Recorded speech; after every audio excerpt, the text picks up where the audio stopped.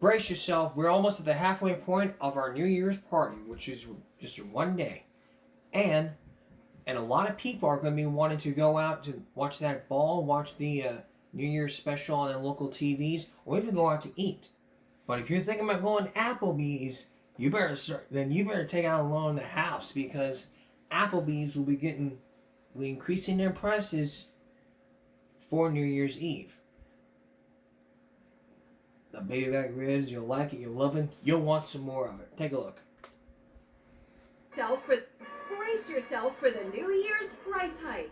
New Year's Eve is the biggest night of the year for restaurants, and many are beefing up their prices by almost 300%. Here at Applebee's, it will cost you between $650 and $1,000 per person on New Year's Eve, but that price tag includes a front row seat to the world's biggest New Year's Eve celebration, the Times Square ball drop. Don't expect the traditional Applebee's menu. What are you going to be serving? Top sirloin steak, salmon, chicken, all sorts of dishes that are not the ordinary Applebee's menu. Zane Tangle owns 2 Applebee's locations in Times Square. This will be our dance floor. Which is expected to draw 1 million revelers. And we'll walk everybody out to the middle of the street, and they will look straight ahead, and you can see where that board will drop from right over there. It'll be right in front of their face. 35% of Americans plan to go out New Year's Eve, and 21% say they plan on a quiet evening at home. Across social media, lots of women are trying to figure out what to wear to ring in 2024. This is like sparkly with little feathers. The open back has these sequin tassels hanging. This bodysuit might be my favorite option. We went to David's Bridal. Yes, they do more than wedding gowns, where the look to say goodbye to 2023 is all about glitz and glam. For New Year's Eve, we've been seeing a lot of trends with sparkle, shine, and shimmer. Show off a little leg in this sequin gown with an open back, and you'll be the life of the party in this iridescent mini dress. It's a beautiful rose gold color. It's perfect for New Year's. Let the party begin. Happy New Year! And speaking of that, if you heard correctly, on New Year's Eve and New Year's Day, we're going to be throwing a very special party, looking back on all the stories we've done throughout the season. Especially the ones that shock the most.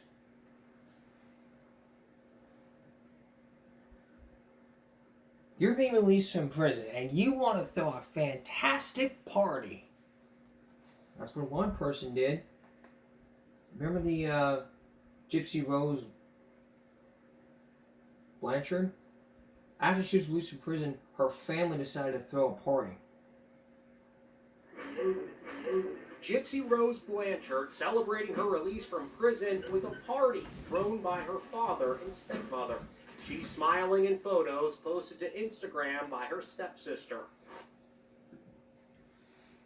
Gypsy Rose spent her first night at a hotel with her husband, Ryan Anderson. She posted a first selfie of freedom taken in the hotel room. So, what do we know about Ryan Anderson? He's 37 years old. He's a special ed teacher from Louisiana. He met Gypsy Rose through a prison pen pal program. They were married in 2022, but were not permitted conjugal visits. He says he and Gypsy Rose have planned their first real romantic night out. Gypsy's never been on a real date where you go and sit somewhere and eat and go to a movie or do whatever.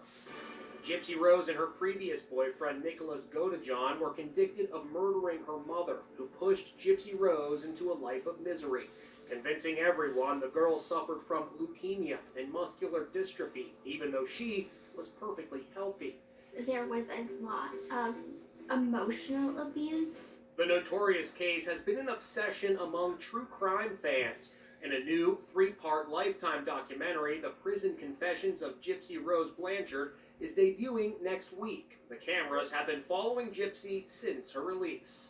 We will be watching her as she embarks on her freedom and what choices she's going to make. There's a lot of support for her, and people are cheering her on to encourage her to have the best life that she deserves. Don't we all? And don't we all want that life? We all want that life to where we want to celebrate our freedom. One last taste of freedom.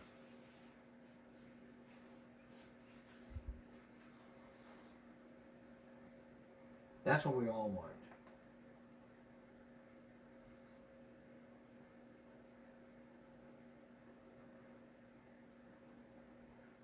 Remember we talked about, well, take a look at this. A bear. Into the crawl space under a giant bear. It's a very unusual eviction. A man armed with a paintball gun climbs into the crawl space beneath a home. Shots ring out. And look what comes out. It's a giant black bear. Big bear, oh my goodness. So, who would dare enter a crawl space knowing there's a bear inside? His name is Toogie Silch. He lives in Lake Tahoe where he tracks bears. He's like, that sounds easy. Look what happened earlier this month. He's trying to oust a bear from underneath another home before it settles in for winter hibernation. Come on now. He screams at the beast. Hey. The bear pokes her head through the window. Go on now. Then she's out of there, running straight into the camera. Perfect. Don't you dare wake a bear during hibernation. You can get your ass chewed up. Don't even do that. Alright. Come up next, Pastor Benny Hinn. Is he a fraud or a modern miracle preacher? Stay with us. Wednesday, we watched the stories of 3 ministers. W.V. Grant, Larry Lee, and Robert Tilton. 3 ministers who perform miracles while asking more followers for more money. We assume that they're being that they're scammers because of what they do. Now we're going to take you now to Pastor Benny Hinn. You may have seen him years ago performing all those miracles just like the rest of these TV ministries do, avoiding the IRS. But is he really? You're about to see what happens with Dateline Scening Cameras as we tell you the tales of the tape. Here's Bob McEwen.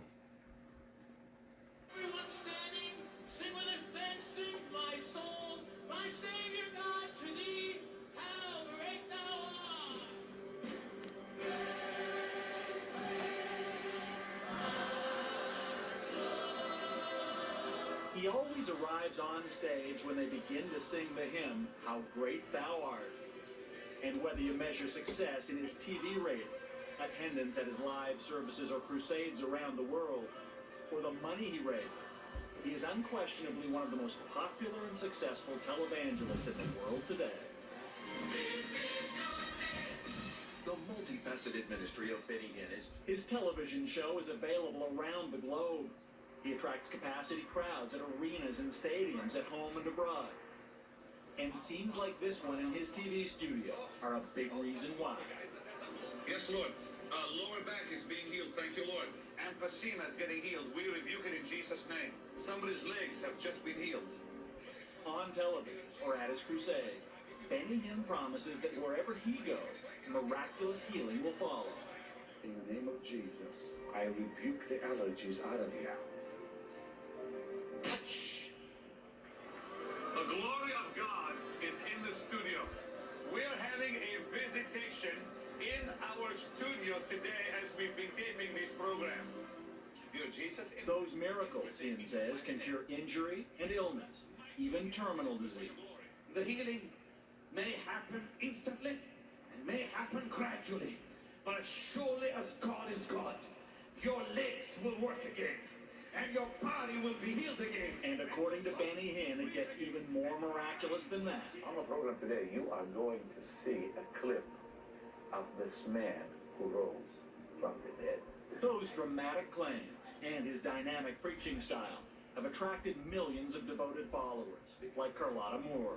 When I go to a crusade, I'm going because I need to be refreshed.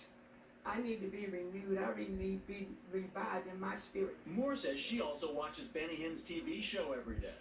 The Bible speaks of spiritual fathers. That is my spiritual father. He's a leader, and he is a mentor. And he is a master fundraiser as well. So along with that devotion comes money, a lot of it. Though Pastor Benny denies it, estimates of total ministry revenue exceed $100 million a year. Now, how you can make checks stable opposed to Benny Hinn Ministries? Benny Hinn insists his only mission is to preach the gospel, save souls, and heal the sick. But is there more than that to the man they call Pastor Benny? Tonight, the ministry of Pastor Benny Hinn, who claims miraculous power flows from God through him. We'll take a closer look at all his healing and at all the money that goes into his collection buckets. Born in the Middle East, raised in Canada, and modeling himself after this faith healer, the legendary Catherine Coleman. We rebuke this demon of cancer in the mighty name of Jesus. Benny Hinn started a church in Orlando almost 2 decades ago. By 1999, he'd left Florida, building his ministry's administrative headquarters in Dallas and his TV studio in Southern California, where he now lives. The devil cannot touch you. Hinn's claims of miracles have made him immensely popular. But those healings, combined with his ministry's enormous wealth, have also triggered scrutiny of a different kind. I say he's in the business of raising money and spreading his own celebrity. Ole Anthony heads the Trinity Foundation, a Christian watchdog group that examines the workings of television ministries. The organization operates on donations, grants, and sales of its magazine and tapes. Ole Anthony himself has been highly critical of television preachers who don't divulge the details of how they raise and spend their money, especially Benny Hinn. We've gotten most of the complaints lately from Benny's organization and Benny's followers. That became our focus. We've been following him intently since 1993. Dateline asked the Trinity Foundation to provide access to, among other things, documents and videotape it's collected about the Hinn ministry. We reimbursed the foundation for its costs. The fire of God, my brother's gonna go through you. Deliver your people from demonic powers. Deliver them from sickness, from disease, from oppression. It shall go. And we also went looking for some answers ourselves. For almost 2 years, Dateline sought permission to videotape Benny Hinn's crusades, to see how this affluent television ministry really works. Eventually, we were allowed to bring our cameras to this one crusade in Atlanta. But the ministry made it clear we were only permitted to tape the first hour or so. Then, after Hinn's entrance, a few hymns, and some saving of souls, we were told to stop. So in order to try to find out what really goes on behind the scenes of the Benny Hinn ministry, we attended a number of other crusades and walked in right through the front door with everyone else. Only this time, our cameras were hidden. Coming up next, the hidden cameras are hidden, and the crusade begins. Bobby Q and more on Benny Hinn when we come back. Stay with us. Returning now to a Bob McEwen classic. We told you about Benny Hinn. We showed you clips from Benny Hinn as Dateline take the first hour of that crusade. Now there's more to the crusade than meets the eye. We're not going to show you hidden camera footage about what had happened with more of that crusade. Is he a crusader or just taking people's money for scum? Here again, Bob McEwen.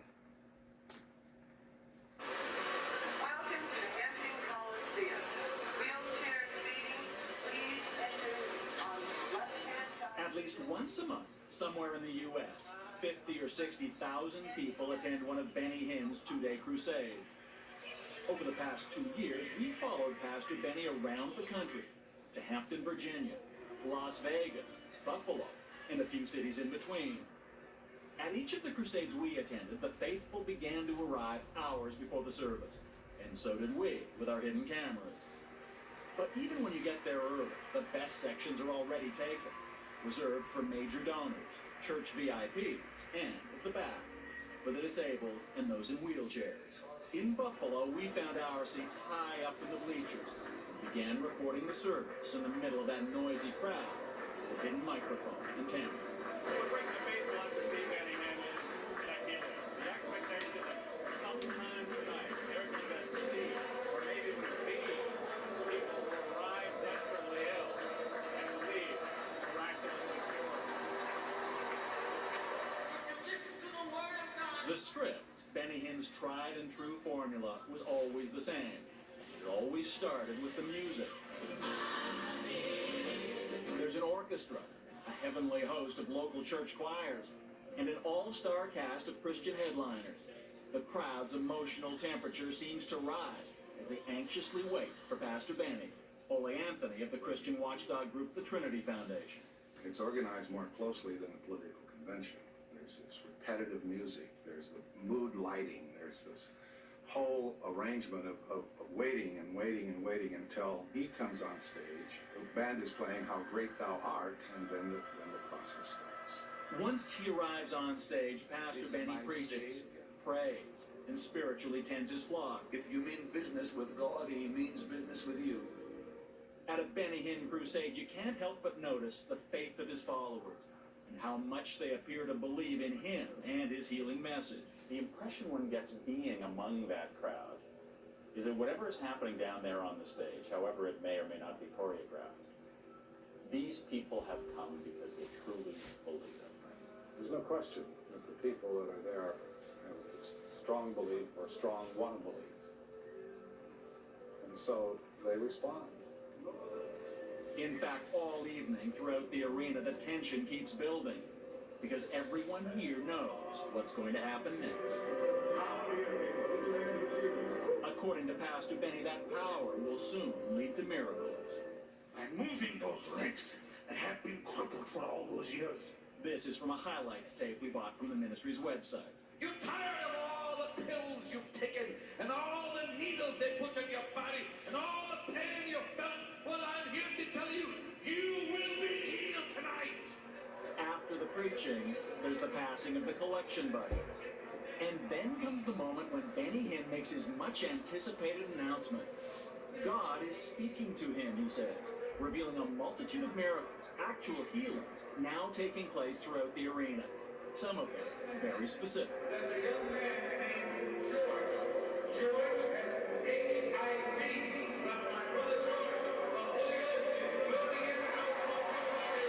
At all of the evening crusades we attended, it was about 10 p.m. when Hinn announced God was speaking to him.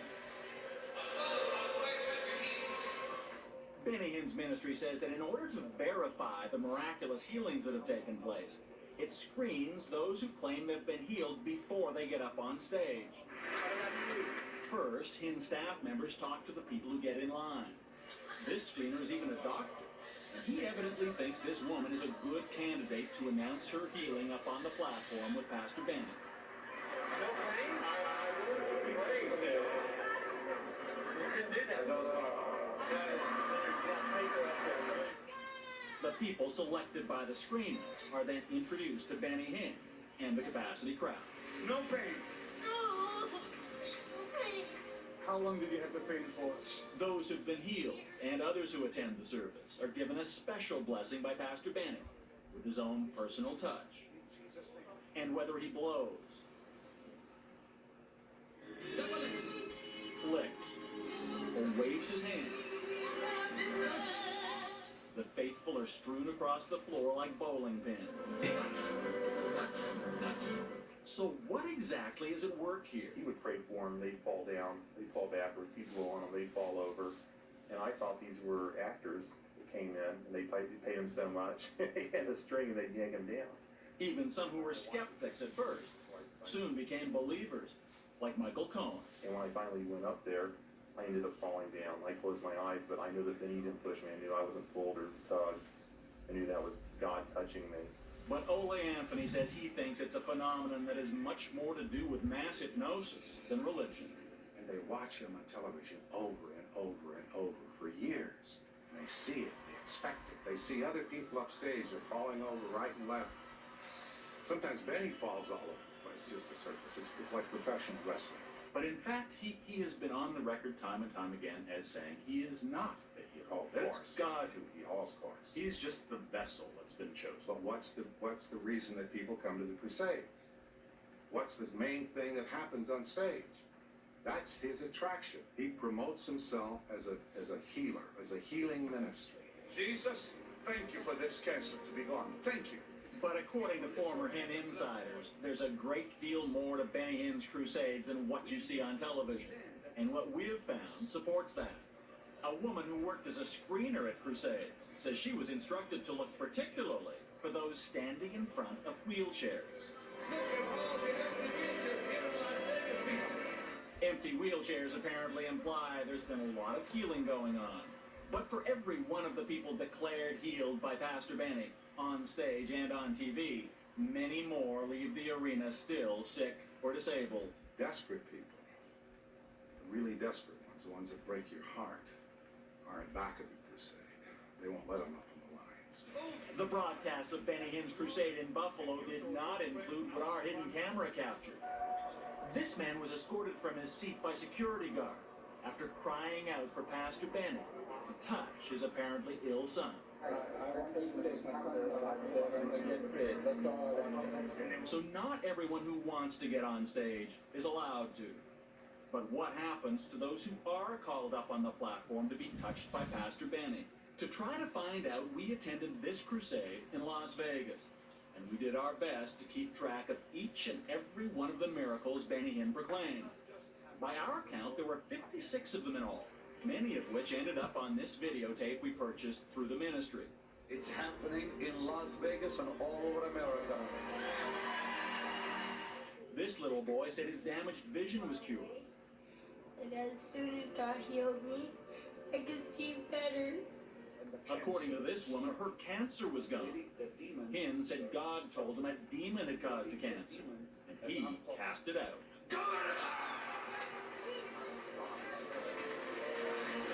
It's gone! This woman said she had a diseased lung. The Lord is asking me now to ask Him to give you a new lung. According to Pastor Benny, she got that new lung right there on stage. That's why she's coughing. That's why she's coughing. And there was this woman who said she was cured of lung cancer. She had cancer of the lungs. And she don't have it now.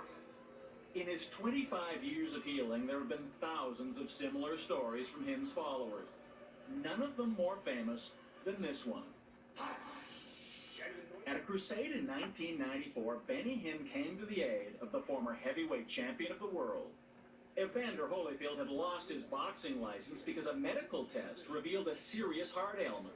The Lord is telling me right now, He is repairing Holyfield's heart completely. You feel like a war? Yes. Reportedly, Holyfield promised Hinn a check for $265,000. And before long, he got a clean bill of health and won the world title back. But Benny Hinn doesn't only minister to the rich and famous. And you needed a miracle. Oh, did I? You and your son. Yes. We met Belva Ventura at a crusade in Worcester, Massachusetts. She and her son had both been diagnosed with cancer. Both had been told it was terminal. Before long, she and her son were on stage in front of 14,000 people, right next to Pastor Benny. And what did Pastor Hinn say? Oh, he hugged us and he put his arm around me and he couldn't believe it that all the cancer in one family. And he said, we're going to get that cancer out of this house right now. It's not going to bother you no more. And we came home, we were happy. I was healed. I know I was. The question is, despite all the claims, how does anyone really know if Belva Ventura or any of the others was miraculously healed at one of Benny Hinn's crusades? We're going to answer that question when we come back, and later on, Benny Hinn tells his side of the story. We're also going to hear from the insiders and more of the followers. Stay with us. Returning on to our story. Now that you've seen Benny Hinn perform the miracles, how in the world does he do it? Now we're going to take you backstage to see what the hell went on. I want to say right up front, we are not questioning the faith. We're not questioning all these miracles. These stories come, the way I do the show, I read an article, I watch a video on YouTube, and I tell you the story.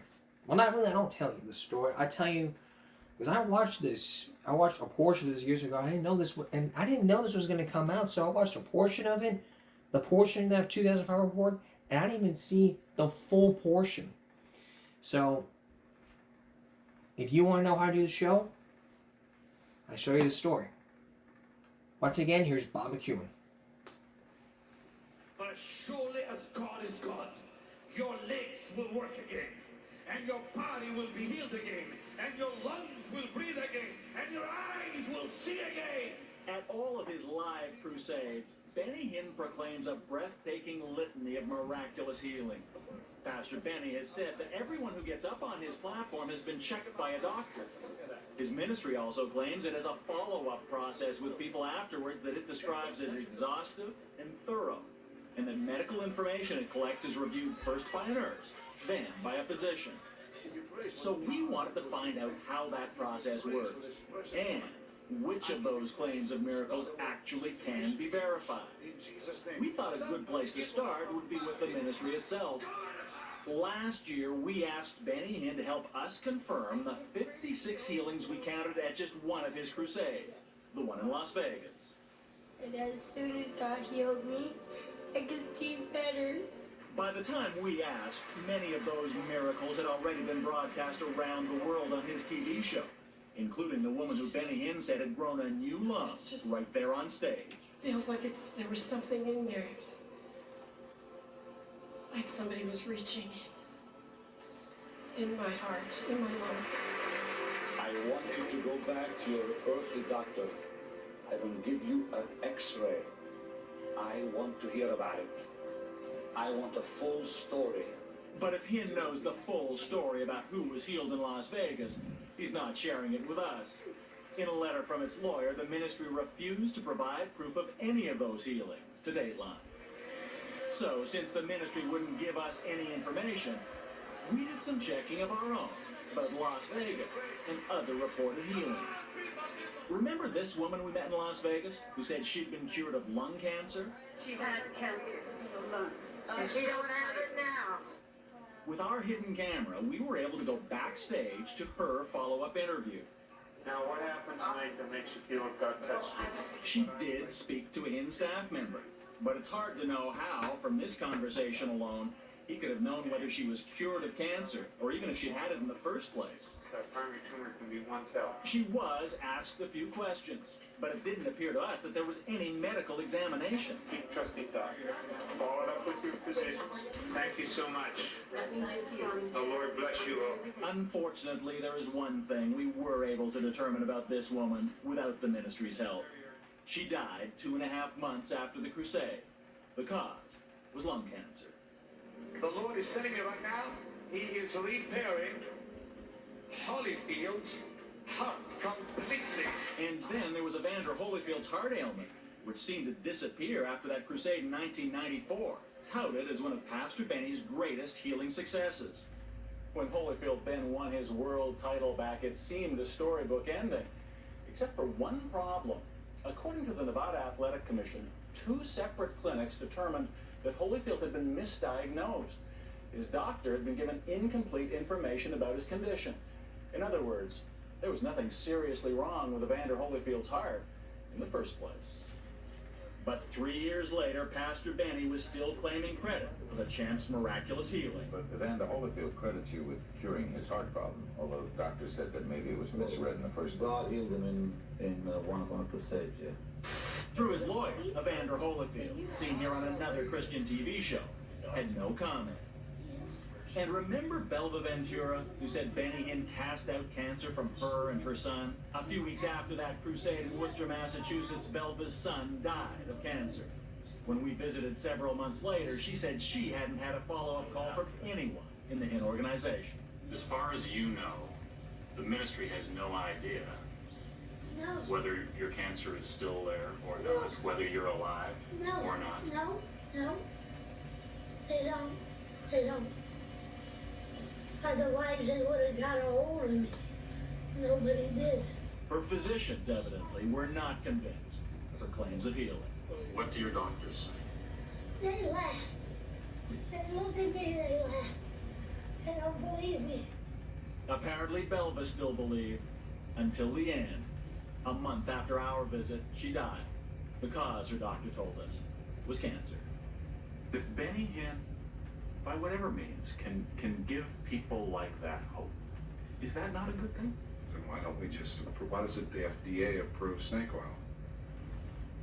And we can have snake oil salesmen run around offering and saying, this little tube of water here costs you $1,000, and if you take it, you'll be cured of cancer. It's the same thing, except he's doing it in God's name, which makes it a terrible, terrible. It's lying.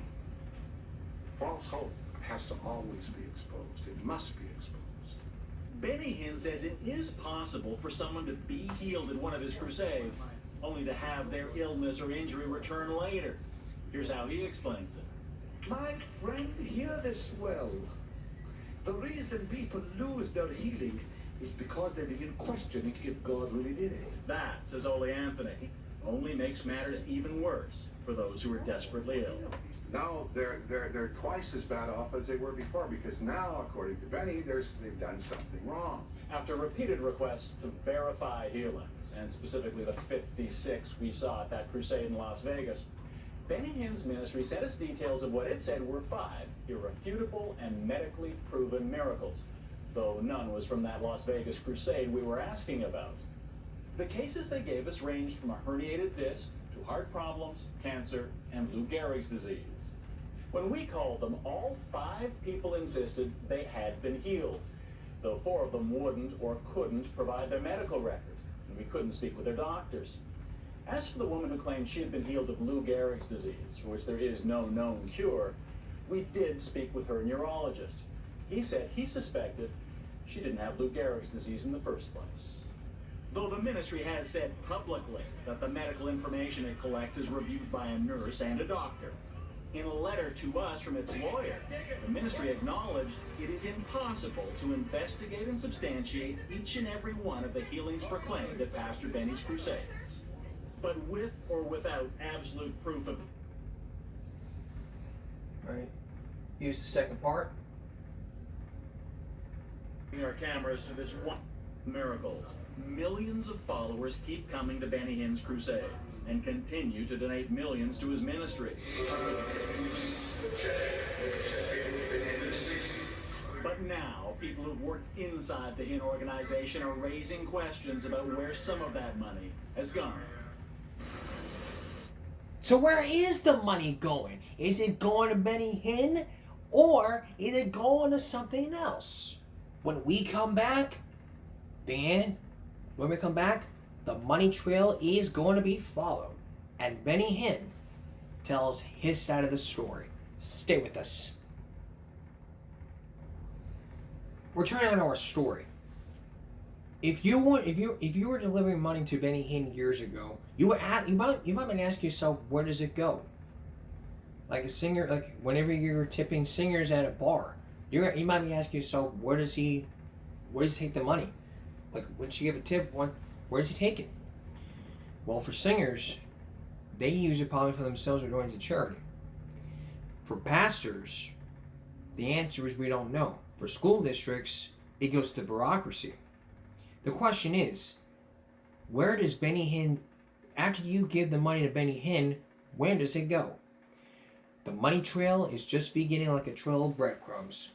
Or be like following a little dog with a lead.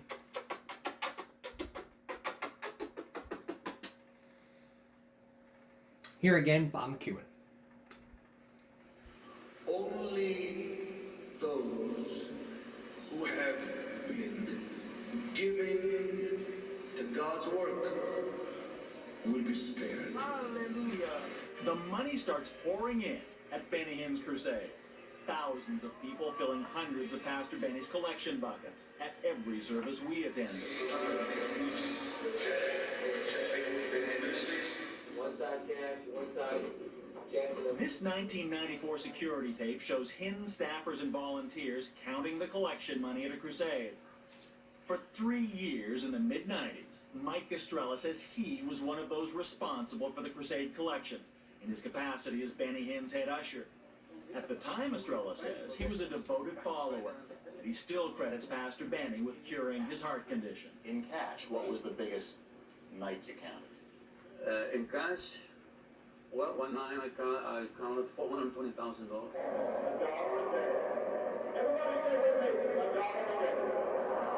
It may sound like they start out small, But the numbers soon get very big.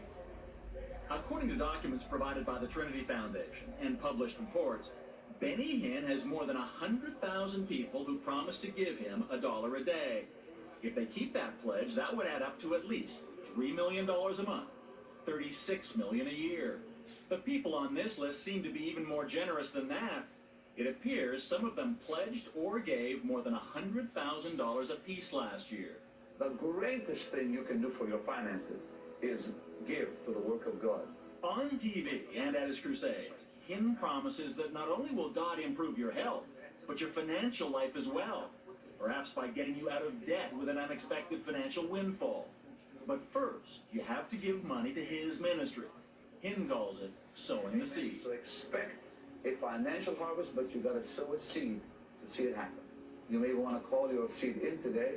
The 800 number is on the screen. So Hinn follower Carlotta Moore told us she sows a seed of $12,000 a year with Pastor Benny, and that she fully expects to be financially rewarded. The Bible says what you sow, you're going to reap.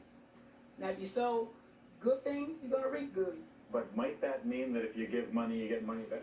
Oh, yeah, you will get money back. You will get money back. Out of the clear blue sky, checks will come from somewhere. You go put on a dress or something, or take out a pocketbook up there in the closet. There's $50 or $60 laying up in there. You're like, whoa, whoa, whoa, thank you, Lord. You understand? And the money Benny Hinn's ministry gets is not only in the form of donations.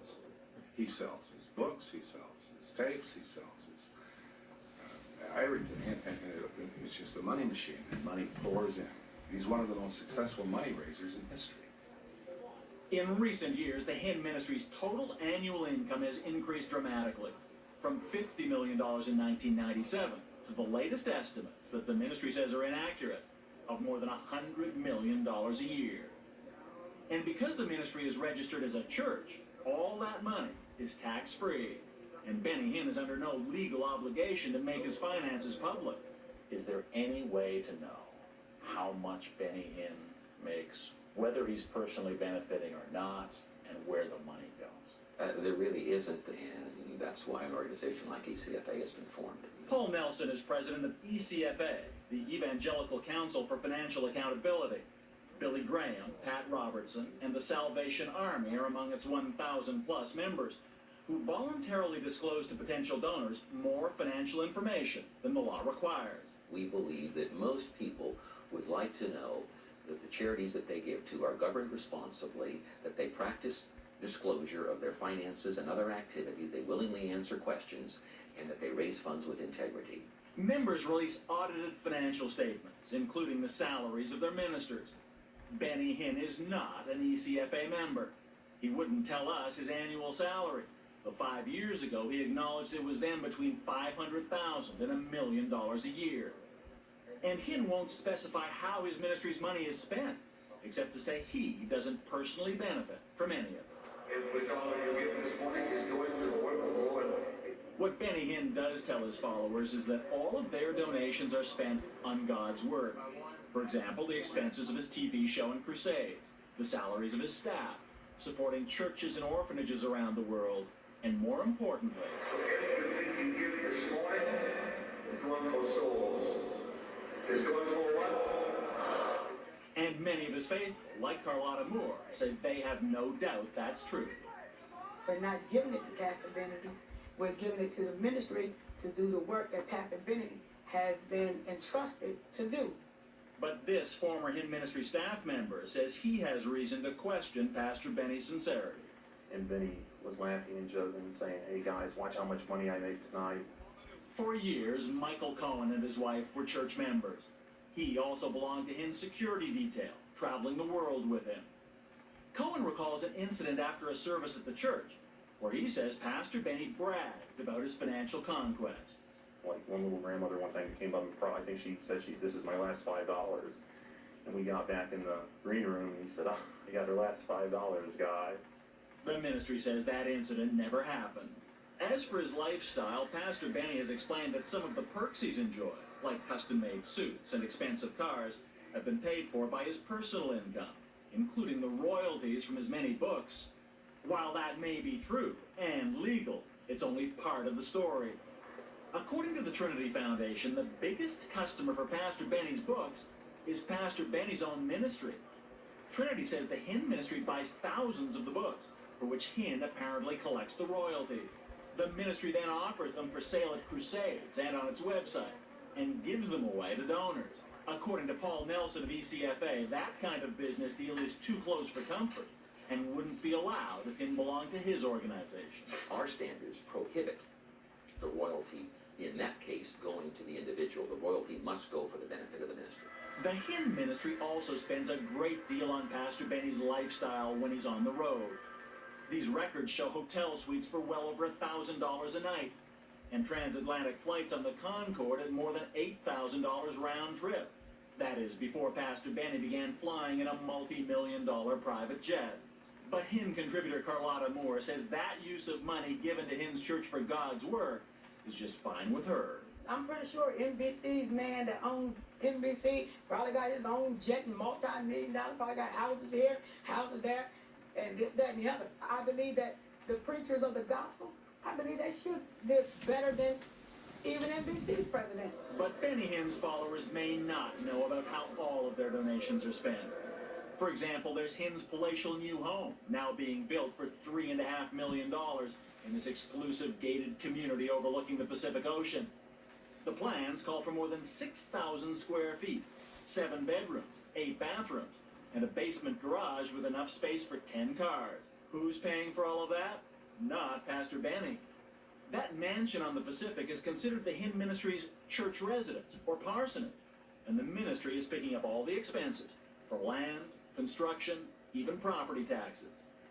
The ministry says the house is a good investment, but Paul Nelson of ECFA says Benny Hinn should be concerned about the perception of that house deal. He says the expenditure of millions of dollars of church money on a house for its leader is almost unprecedented. Are you aware among your membership of any church residence parsonage that is worth $3 million? I am not aware of that. Not Billy Graham's? I don't. Residence? Not Pat Robertson's? I don't believe so. However it managed to pay for his house, Benny Hinn's ministry has apparently had problems finishing some other special projects. This ministry is touching the nations with the gospel of Jesus Christ. In addition, orphanages are being built, the poor being clothed and fed. And since February of 2001, the Hinn website has been soliciting donations for a new orphanage to be built in this little town outside Mexico City, saying it would be finished soon. But when we checked in Mexico more than a year and a half later, we could find no sign of any construction. But the Hinn website kept promising that construction would be finished in, quote, a few short months. That was news to the local official in charge of construction in the town, who told us the Hinn ministry hadn't even been issued a building permit yet. What we did find, however, was this sign, curiously not in Spanish, but English, attached to a house the ministry called its temporary orphanage, which appeared to be empty. The Hinn website continued to solicit donations. This heavenly inspired vision. And then there was Pastor Benny's most ambitious project, his $25 million healing center to be built in Texas. And the Lord said to me to build a healing center that people can come to 24 hours a day, any day of the week, and be prayed for and get healed. That was Benny Hinn raising funds for the project in 1999. But this was Benny Hinn on a Christian telethon a year later. Many of our wonderful friends have called and said, what's with the healing center? And basically what the Lord has said to me is to wait for his voice. Hinn announced that God had told him to postpone construction. So he said he was going to spend that money on other things. I'm putting all the money we have in the ministry to get out there and preach. According to ECFA's Paul Nelson, that kind of unilateral diversion of funds would be simply unacceptable. They're creating a backlog of funds, and they're not really released to spend those funds on anything else. But now, apparently, Pastor Benny has changed his mind again and says the money raised for the healing center is being held in special ministry accounts until the time is right. The day will come. I'm in no hurry, neither is God. The day will come, I will fulfill that vision. And the vision will be revealed when we come back. Coming up, Benny Hinn tells his side as we show you what happens when Dateline decide to pay Benny Hinn a visit. Stay with us. Before we move on to tonight's Bible break, I have something very important to say. Dale Nelson of Channel 6 is retiring after 40-something years of being the best weather anchor, being the best chief meteorologist ever. Like with Bill Vesey, the torch is being passed on to Alan Holt, damn best chief meteorologist in the damn well Coastal Bend. And everybody then will know who's being replaced. I mean, who will the torch be passed along with? We won't ever know. I mean, there's still Bill Alexander, Stephanie L.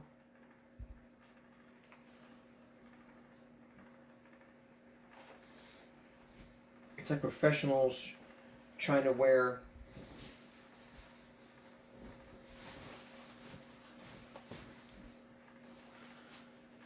a three-piece suit to be impressed.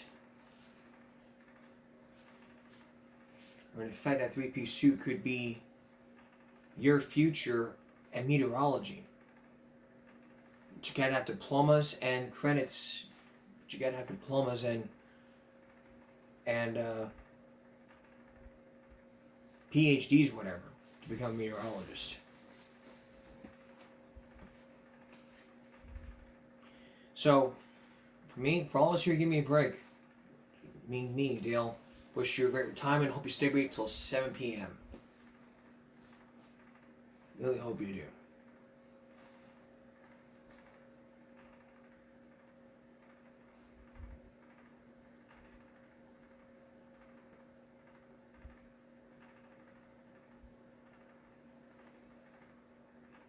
Alright. Remember this Bible video?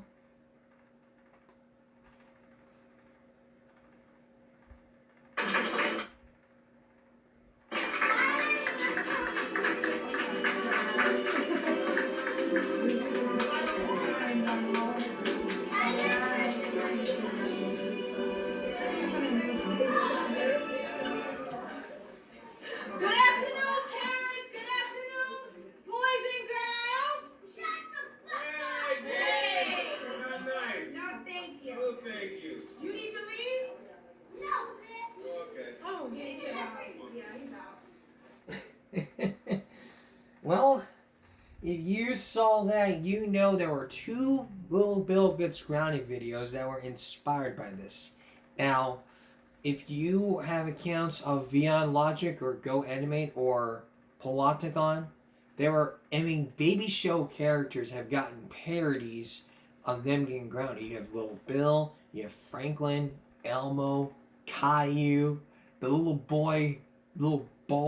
ball piece of crap who just do a tantrum whenever he can get what he wanted.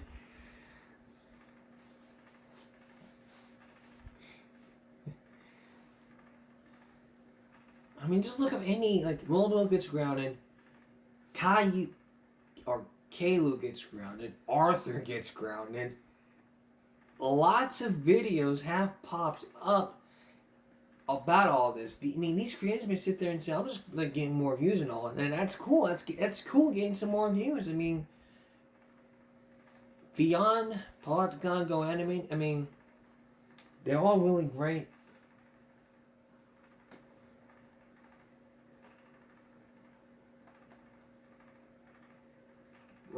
They're all really good. But here's one from 3 years ago now. After that video aired, this was inspired from that video. And tonight's Foul Break, it's all about inspiration. So we're looking at two Little Bill Gets Grounded videos, probably from the same version or different version from this. After that viral video of a little kid swearing at graduation. Let's take a look at this one. This one is Little Bill swears at his graduation / grounded. This is from Kirsten Hammonds, with over 11.9 thousand subscribers. 415K views in 3 years. Take a look.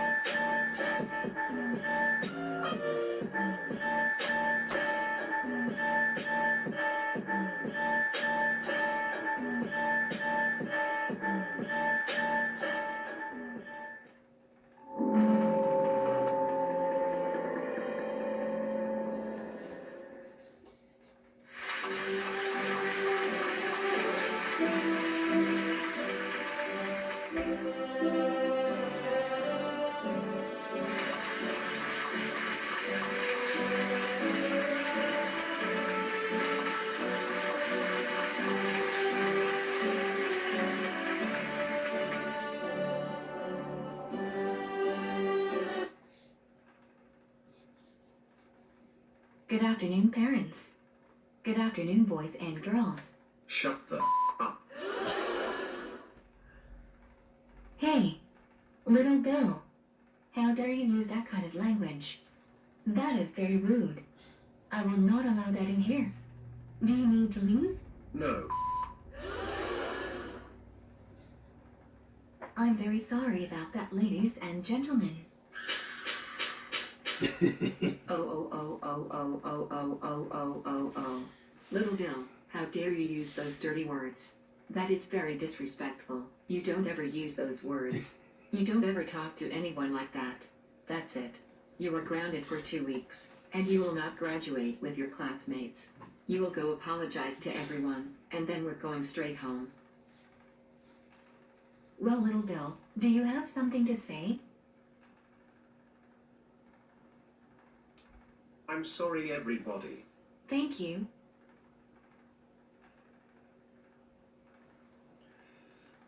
Now, son, where did you hear those words?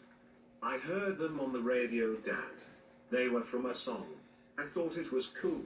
They're not cool, little Bill. Those are bad words, and you should never use them. Please don't do this ever again, okay? Okay, Dad. I'm sorry.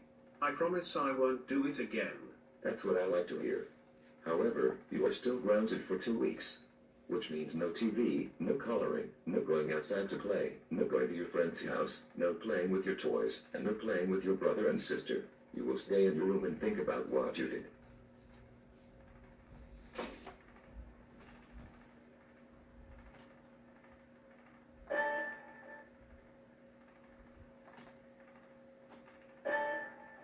Alright, here's the second one, which is remastered. Take a look at this.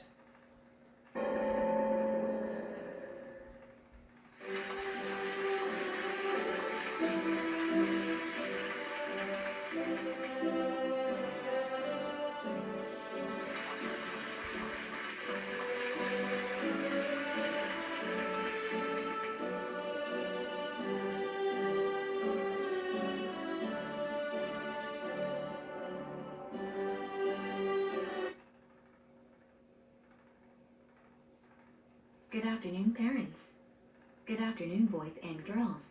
Shut the up. Hey, little Bill. How dare you use that kind of language? That is very rude. I will not allow that in here. Do you need to leave? No.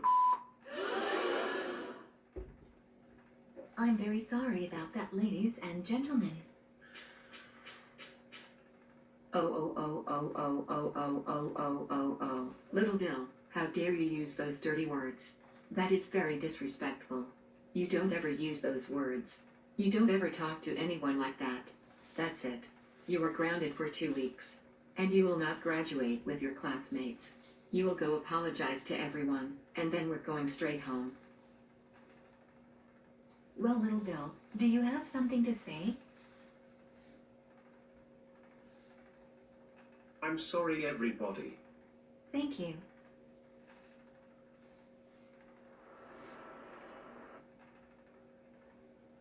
Now, son, where did you hear those words? I heard them on the radio, Dad. They were from a song. I thought it was cool. They're not cool, little Bill. Those are bad words. And you should never use them. Please don't do this ever again, okay? Okay, Dad. I'm sorry.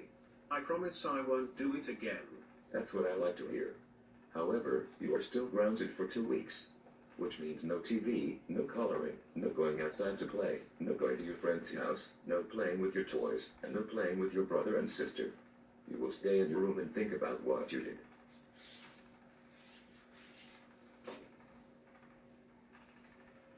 And now we can all learn a lesson. Swearing is bad. You never swear. Alright. We have time for one more. And then we're going to wrap it up. Can you ever imagine pulling down the fire alarm? And you get in trouble by your parents?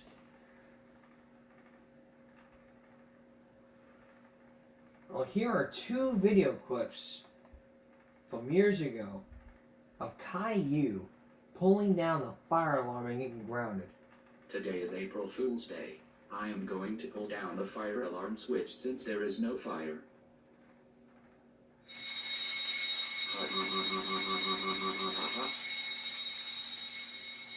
It's the fire alarm that goes off.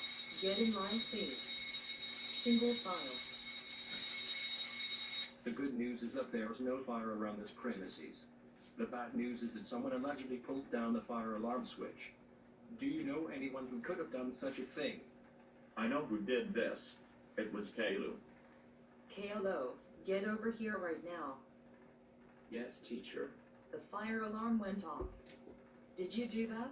Yes, I did. Why would you do that? Ha ha ha ha ha ha ha ha ha ha ha ha ha ha ha ha. Happy April Fool's Day. KLO, this is not very funny. We take fire alarms seriously. In that case, I am calling your parents. You are suspended from school. Hello? Is this KLO's parent speaking? It's your son, KLO, who allegedly pulled down the fire alarm switch just for April Fool's Day. I am suspending him right now. Can you come pick him up? Thank you. I appreciate that. Bye. They're on their way now.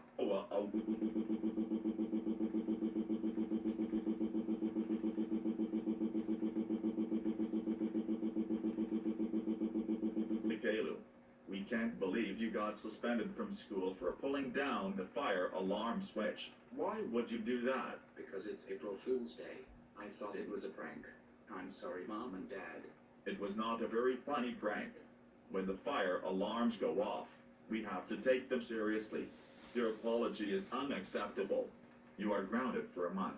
Go to your room now, Kalo, and think about what you just did to the school and the fire department. On a future viral break, we're gonna show you some clips, some really funny videos about pulling down the fire alarm and people pulling down the fire alarm at school as a prank, or even at hotels. Here's a sneak peek.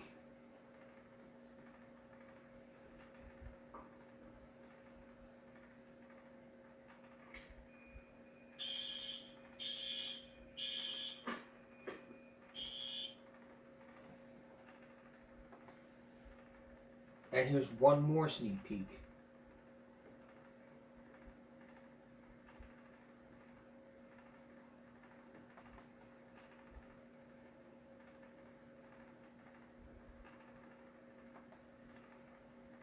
I'm gonna pull the fire alarm at Walmart and see if I can get away with it. Krishna, this is a horrible idea. Ready, set, go. The few people that were still in the store were immediately evacuated and 2 ambulances and a fire truck pulled up. But things were about to get bad since cops were in Walmart looking for the people who had turned on the false alarm. When we felt the coast was finally clear, we walked out of the Walmart, sat in our car when the worst thing possible happened. We were approached by a cop who was really... And they were approached by a cop, so in future episodes we'll let you know what happens. So in the meantime, we're out of time. Tomorrow, Benny Hinn. More Benny Hinn. That's all this is for Game Break Friday going to Saturday. We'll see you again for Game Break Saturday night. And for all of us here at YouTube and Game Break, stop believing, speaking on Straight National, no Jay Walken. Have a great night.